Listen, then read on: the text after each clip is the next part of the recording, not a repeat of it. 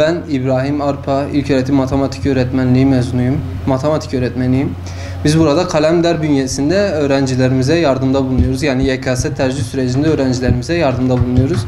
İşte biliyorsunuz ki bu tercih süreci çok farklı sonuçlar doğurabiliyor. İnsanlar istedikleri bölümlere gidemeyebilir.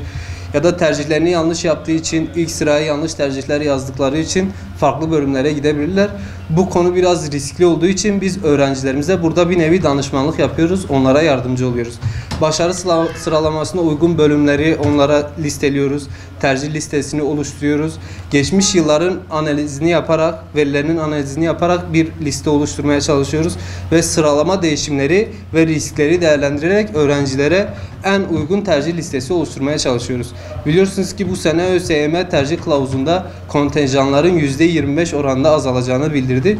Bu da birçok bölümün sıralama puanında oynamalara neden olacağı için öğrencilerimizi riske sokmadan her riski değerlendirerek yani yardımlarda bulunarak bir tercih listesi oluşturuyoruz. Ve tercih listemizi öğrencilerimize uygun bir şekilde istediği bölümü, istediği şehri, hangi fakültede okumak istediğini, kaç yıllık okumak istediğine uygun olarak öğrencilerimize yardımda bulunmaya çalışıyoruz.